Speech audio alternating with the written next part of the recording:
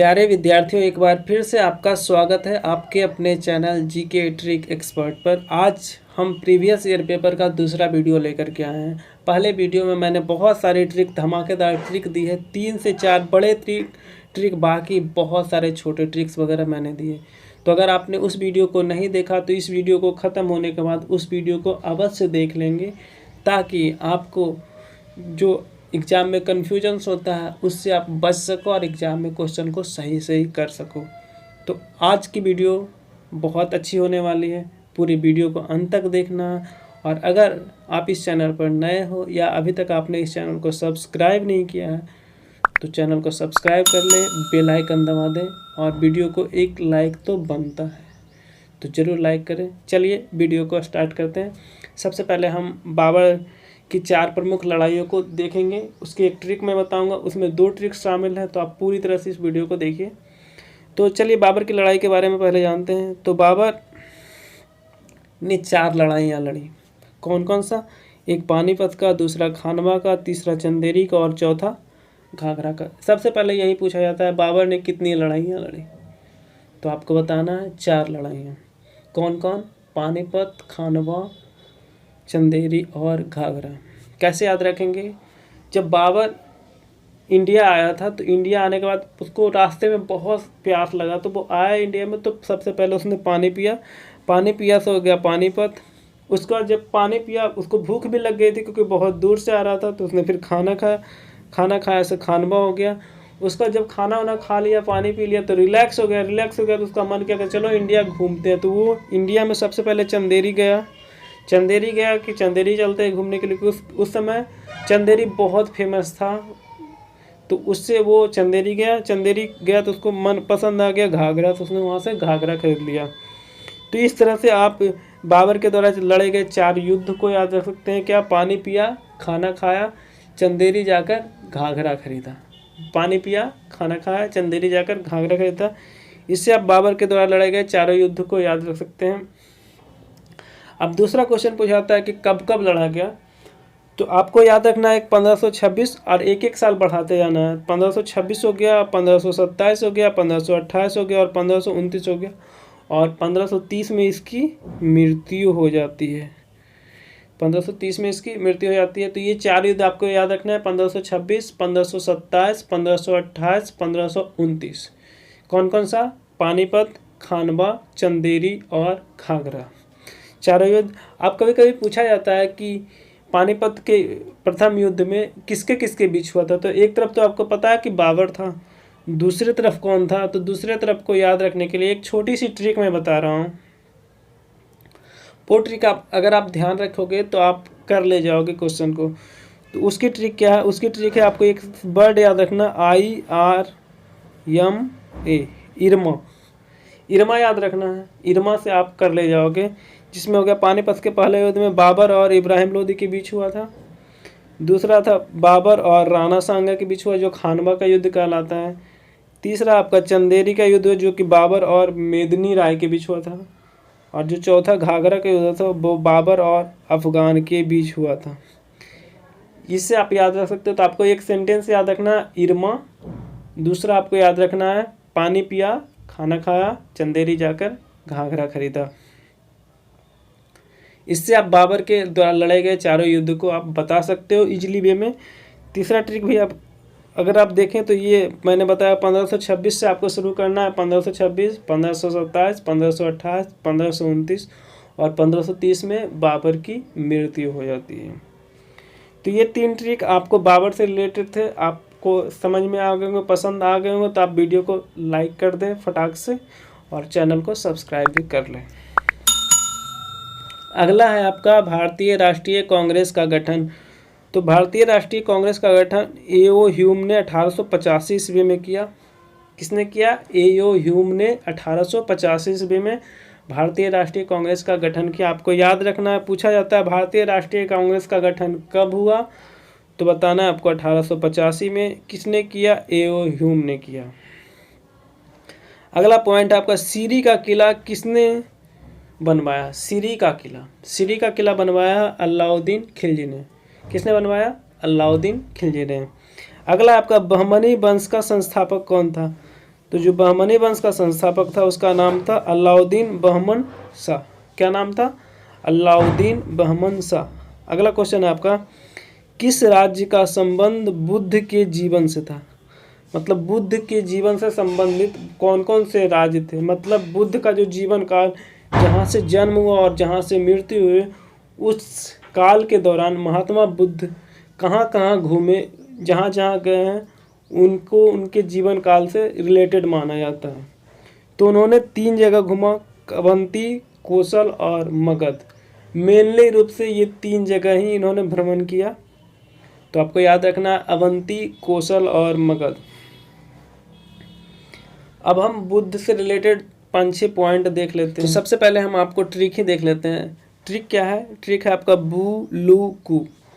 आपको याद रखना है एक ट्रिक, बू लू कू, जिसमें हो जाएगा बू से आपका बुद्ध हो जाएगा, लू से आपका लुम्बिनी हो जाएगा और कू से आपका कुशीनगर हो जाएगा। क्या हो जाएगा? बू से बुद्ध, लू से लुम्बिनी और कू से कुशीनगर हो जाएगा। लुम्बिनी में बुद्ध भगवान का जन्म हुआ था और मृत्यु इनकी कुशीनगर में हुई थी। याद रखेंगे क्या? बू लू कू, बू लू कू। आप 5 बार बोले, बू लू कू, बू लू कू, बू लू कू। इस तरह से आप याद कर पाएंगे बुद्ध के जन्म और मृत्यु को। बुद्ध का जन्म कहाँ हुआ था? लुम्बिनी में बू लू, और फिर कू से होगा कुशीनगर जहाँ मृत्यु हुई थी।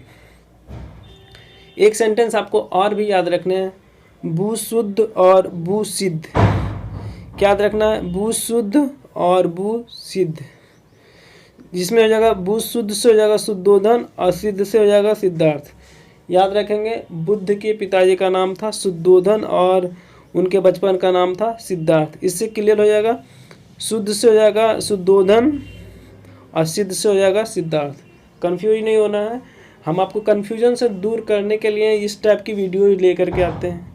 तो आपके लिए बहुत ज़्यादा इम्पोर्टेंट वीडियो है, तो आप पूरी वीडियो को अच्छे तरह से देखें। चलिए अगला पॉइंट देखते हैं। अगला पॉइंट है राज्य के सप्तांग सिद्धांत के भाग है। राज्य को चलाने के लिए 7 सिद्धांत का वर्णन किया गया है। उस 7 सिद्धांत का कौन कौन सा भाग है तो उसके बारे में थोड़ा सा जानकारी लेते हैं। तो उसमें सबसे इम्पोर्टेंट रोल में आता है स्वामी। स्वामी का मतलब होता है राज्य का राजा। राजा को स्वामी बोला जाता है। तो राज्य का राजा सबसे पहला, सबसे प्रमुख भाग है। दूसरा भाग है अमात्य। अमात्य का मतलब क्या होता है? उसका जो प्रमुख सेनापति हुआ, जो उसको महामंत्री बोला जाता है, अमात्य हुआ। और तीसरा कोष। कोष का मतलब क्या होता है? कोष का मतलब होता है जहाँ से उसका धन वगैरह रखा जाता है, जो उसका धन कोष जिसको बोला जाता है। ये 3 उनके सप्तांग सिद्धांत के प्रमुख भाग हैं, आपको याद रखना होगा। अगला है आपका, गौतम बुद्ध को ज्ञान किस वृक्ष के नीचे प्राप्त हुआ था? जो गौतम बुद्ध को जो ज्ञान मिला था वो किस वृक्ष के नीचे मिला था? तो वो मिला था आपका बोधि वृक्ष या पीपल वृक्ष। पीपल वृक्ष का ही दूसरा नाम बोधि वृक्ष भी है। उस समय लोग बोधि वृक्ष करके बुलाते थे, बट अभी वर्तमान में वो पीपल वृक्ष हैं। और उस पीपल के वृक्ष को गौड़ नरेश शशांक द्वारा कटवा दिया गया था। किसके द्वारा? गौड़ नरेश शशांक के द्वारा उस बोधि वृक्ष या पीपल के वृक्ष को कटवा दिया गया था, जहाँ पे गौतम बुद्ध को ज्ञान की प्राप्ति हुई थी। अगला पॉइंट है आपका, वो जो घर से निकले थे, उसके घर से निकलने की क्रिया को महाभिनिष्क्रमण कहा गया था। पहले उपदेश को बोला गया था धर्मचक्र परिवर्तन और मृत्यु को बोला गया था महापरिनिर्वाण। याद रखेंगे उनके गुरु का नाम था अलार कलाम। कैसे याद करेंगे? तो आप देखते होंगे कि अगर आप घर से बाहर निकलते होंगे तो रोड पे बहुत सारे ठेले वगैरह लगे रहते हैं, जिसको बोला जाता है अतिक्रमण। अतिक्रमण से यहाँ कर्मण देखिए लगा हुआ है, तो घर से निकलना महाभिनिष्क्रमण। पहला उपदेश देता है। तो कोई इंसान क्या चाहता है कि उसके जीवन में रहने सहन में परिवर्तन हो, तो यहाँ से हो गया धर्मचक्र परिवर्तन। अब रही बात मृत्यु की, तो मृत्यु जब हो गया तो महापरिनिर्वाण, मतलब उसको दुनियादारी से मुक्ति हो गया, उसको महापरिनिर्वाण कहा गया, जो कि मृत्यु हो गया। और उनके जो गुरु का नाम था, उनका नाम था अलार कलाम। क्या नाम था उनका? अलार कलाम। अगला है आपका हड़प्पा सभ्यता दक्षिण एशिया में। हड़प्पा सभ्यता जो दक्षिण एशिया में थी वो कहाँ कहाँ तक फैले हुए थे? हड़प्पा सभ्यता दक्षिण एशिया में कहाँ कहाँ तक फैले हुई थी? तो आपको बताना है पंजाब, सिंध और उत्तर प्रदेश का कुछ भाग, साथ ही साथ गंगा यमुना का दोआब क्षेत्र। दोआब क्या होता है? तो दो नदियों के बीच की भूमि को दोआब बोला जाता है। तो जिस भूमि पर दो नदियाँ सिंचाई करती थी उसे दोआब बोला जाता है। तो गंगा यमुना के जो क्षेत्र थे जहाँ पे दोनों नदियाँ मिलती थी उसे दोआब का क्षेत्र माना जाता है। तो उस क्षेत्र के बारे में हमें जानना है कि ये दक्षिण एशिया में जो हड़प्पा सभ्यता फैली हुई थी यहाँ पे फैली हुई थी। अब हम हड़प्पा सभ्यता के पूरे चौहद्दी को देख लेते हैं कि कहाँ कहाँ फैले हुए थे उसके बारे में। तो इसको भी हम ट्रिक से डिस्कस करने वाले हैं। तो पहला देखिए यहाँ लिखा हुआ है उत्तर मांडा, जम्मू कश्मीर, अखनूर जिला, चिनाब नदी। पहले हम उत्तर की ओर देख लेते हैं। तो उत्तर में आपका मांडा लिखा हुआ है जो कि जम्मू कश्मीर में है, और अखनूर जिला, चिनाब नदी। आप खुद भारत का नक्शा इमेजिन करें तो सबसे उत्तरी छोर क्या है? तो जम्मू कश्मीर। यहाँ से क्लियर हो जाएगा कि जम्मू कश्मीर का होगा, जो सिंधु घाटी का क्षेत्र होगा वो उत्तरी सीमा जम्मू कश्मीर में है। अब देखिए एक आ रहा उत्तर मांडा और चिनाब नदी, इसको हम शॉर्ट में याद करेंगे तो ये ऊ हो गया, ये माँ हो गया, तो इसको हम बना देंगे एक ट्रिक, उमा। उमा नाम की कोई लड़की है, ठीक है ना, वो अपनी मम्मी को क्या बोलेगी? माँ जी। माँ जी बोलती है क्योंकि सासू माँ को माँ जी करके रिस्पेक्ट करके बुलाया जाता है, तो वहाँ से माँ जी से माची हो जाएगा। हमको याद रखना है माची, माची, ठीक है ना। तो उमा नाम की कोई लड़की है जो माची माची बुलाती है मम्मी को, माँ जी, इससे माची माची बन जाएगा। इससे आप याद रख सकते हैं कि उत्तर में जो है वो मांडा, उमा, जम्मू कश्मीर में हो गया, और ये चिनाब नदी के किनारे हो गया। याद हो गया। अगला आपका दक्षिण में दैमाबाद महाराष्ट्र और प्रवरा नदी, ठीक है। इसको क्या याद रखना है? इसको आपको रखना दया, इसको आपको याद रखना है बस दया। दक्षिण में दया, द से दक्षिण भी हो जाएगा, द से दैमाबाद भी हो जाएगा, और दैमाबाद महाराष्ट्र में प्रवरा नदी किनारे, इसको आपको याद रखना होगा। अगला आपका पूर्वी भाग आलमगीरपुर।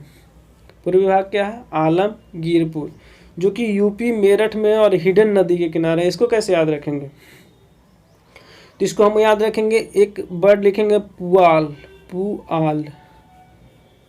देखिए यहाँ मैंने पूर्वी से पू ले लिया और आलमगीरपुर का आल ले लिया, पुआल बन गया।